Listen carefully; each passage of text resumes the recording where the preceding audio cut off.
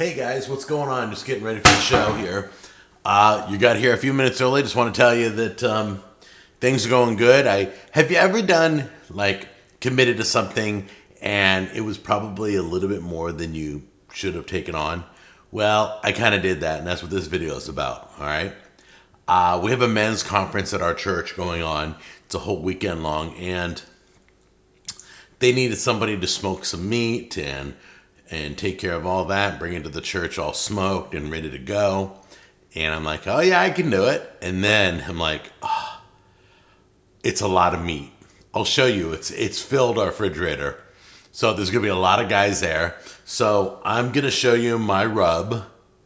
This is my go-to rub. I've shown it before in videos. Write this down. I promise you I'm going to explain why it's so good, okay? This is free to you guys. I'm not bottling this up. I'm not selling this. You can do this in your own home, okay? Come on in close. I'll get my bowl ready, and we'll do this rub. All right? You're probably going to want a nice mixing bowl. And the great thing about this is if you make too much, you can just store it. It stores really well. So let's get this down here. There. All right. So here's the deal. I got to get you in closer. Come in closer to this bowl. These are the ingredients. First, let me go over them. Then I'll show you how we mix them. So we got brown sugar. We have ground coffee. We've got, this is chili powder, right? Yeah, chili powder. This one is smoked paprika. I love smoked paprika. And I'll tell you why I'm using these. Ready? This one's sweet. This one's chocolatey with a coffee hint. This one's heat. And this one's smoky. Smoky, heat, kind of chocolatey, sweet. Those are the four flavors I want in my rub before I apply it to the meat. Okay, first ingredient you want to put in the bowl is going to be the brown sugar, because brown sugar is kind of clumpy. Any moisture gets involved, forget it. Yeah, it looks like a lot. I'm not using well, I got a lot of meat, so go ahead and take your coffee out. Okay. Pour your coffee in there. I don't want too much coffee. There we go. Just enough to give it that kind of hint of kind of a chocolatey coffee thing. It's hard to explain. You'd have to try it yourself. Okay. Then get your chili powder. Pour that in. There we go. And then smoked paprika. There we go. Okay. See that? You want to mix that all up. So let's get it mixed up and we'll tell you the next step. Or we'll show you the next step in a second. Alright, that's what it looks like all mixed up. It's all beautiful. Hopefully I think that's enough. Okay guys, you ready? Forgive the messy fridge, but let me show you. That's it right there. Pulled porks, briskets on the bottom shelf. I've got 6 pulled porks and 4 briskets. What was I thinking? I'm like, I'll do it.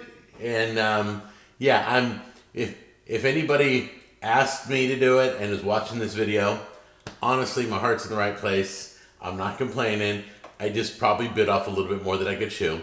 Got my smoker on the patio, ready to load this up. It's a big, huge one. It's the big pit boss. So we're going to smoke 1, 2, 3, 6 and 4 briskets. Tons of meat. It's crazy. So go ahead and Tammy and coat the tops. And I'll rub them all in. There we go. You stay out of your way. Let you get everything out there. Okay, so we're seasoning them now, and then we're putting them right on the smoker. Okay. Give me a second to rub it all in. Then we're flipping it. Okay. Rub this one in.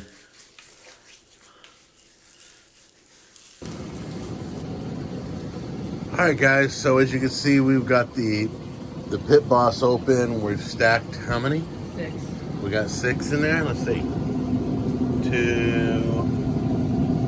3, 4, 5, 6. Yeah, we got 6 pork butts in there. Go ahead and close that up, and then let's go do the briskets. These are going to be cooking all night. Look how big that baby is. This is the Pit Boss vertical smoker, and it is the, I think it's copper something. Okay, so we're loading this up with meat, and we just realized that we're going to need another smoker. So we brought out our second smoker. So we got the Pit Boss over here and the Z Grill over here. And we're just not getting enough room for all the briskets. So it's going to get crazy. It's going to get way crazy.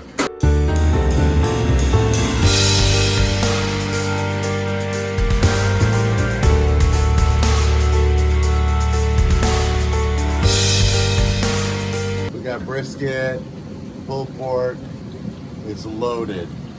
This is what you call a fill it up Friday.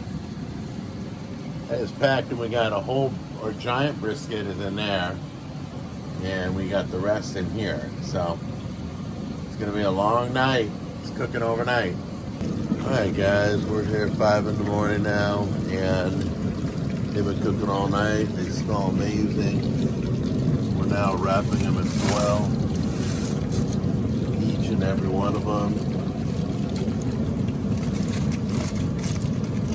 He's doing a beautiful job.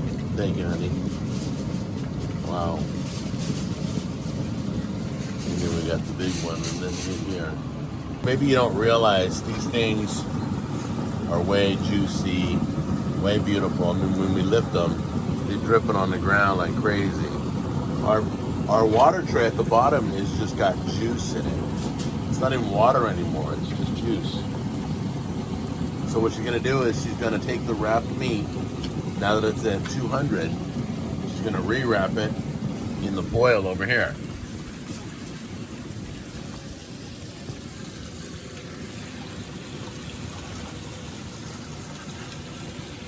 Here it comes. Take your time.